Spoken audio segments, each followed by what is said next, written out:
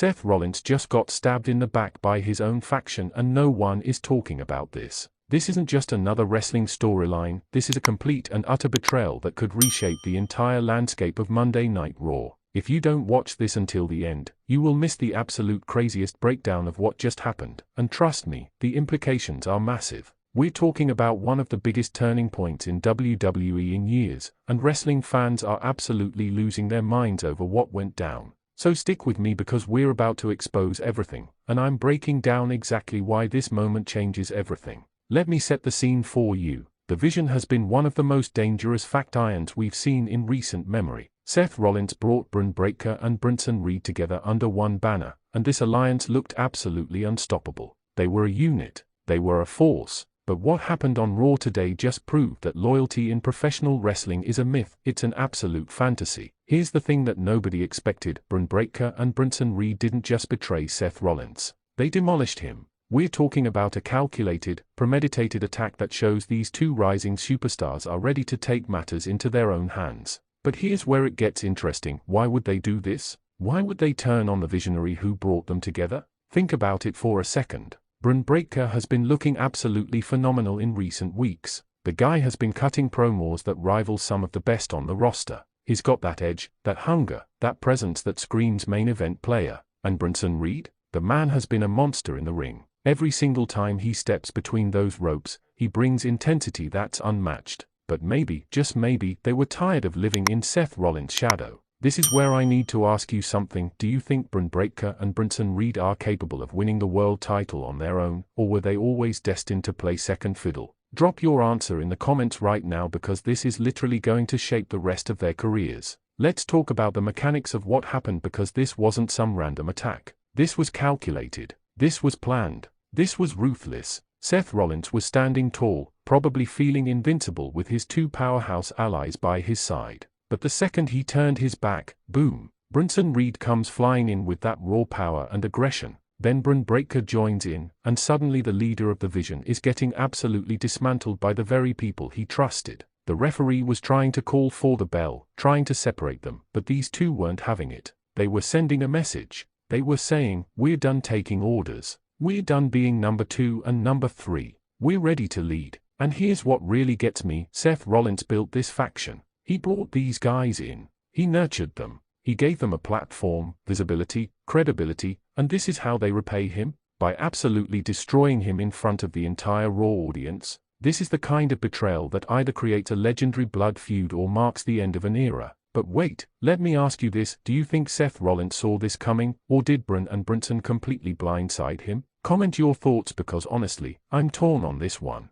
Seth is one of the smartest competitors on the roster. Does he have a counterplan already brewing? Is this part of some bigger chess move? Or did his arrogance finally catch up with him? This is where the Vision's downfall becomes absolutely fascinating. Think about the psychology here. You've got 3 talented individuals who came together out of necessity, out of power, out of potential. But as soon as the power dynamics shifted, as soon as Bron and Bronson realized they could stand on their own, the wheels came off completely. We've seen this story before. We've seen ambitious superstars grow tired of playing support roles. But rarely do we see it executed this brutally, this publicly, this decisively. These two didn't just lead the Vision. They murdered it. They killed it stone dead. They poured gasoline on the corpse and set it on fire. Now, let's talk about what this means going forward because this is where things get absolutely insane. If Bron and Bronson Reed are operating as a new unit without Seth Rollins, we could be looking at one of the most dangerous tag team combinations in WWE history. Imagine these two absolutely tearing through the tag team division.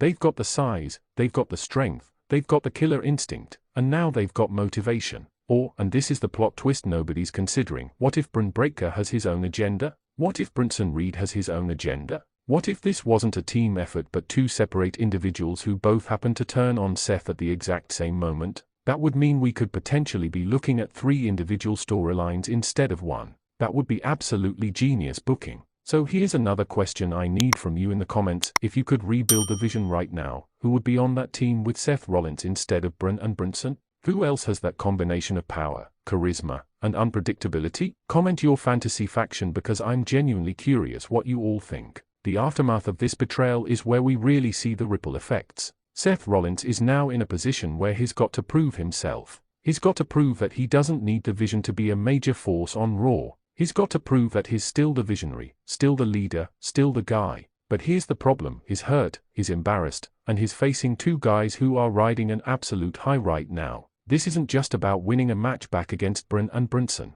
This is about redemption. This is about showing the entire locker room that you can't disrespect Seth Rollins and walk away without consequences. This is about proving that the visionary is bigger than the vision itself. But let me be real with you for a second. As devastating as this betrayal is for Seth Rollins, it might be the best thing that could have happened to Bron Breakker and Bronson Reed. These guys are rising stars. They are the future of this company. Sometimes you need to break free from your circumstances to truly soar. Sometimes you need to make that hard decision. The Vision is done. There's absolutely no coming back from this. That faction is finished. But what's just beginning is far more interesting. We've got a wounded Seth Rollins looking for revenge. We've got an emboldened Bron Breakker ready to prove he's a main event player. We've got a monstrous Bronson Reed ready to dominate. We've got tag team championship potential. We've got world championship matches waiting to happen. We've got storylines for months. This moment on Raw the 13th of October 2025 will be remembered as the moment everything changed. This is the moment the landscape shifted.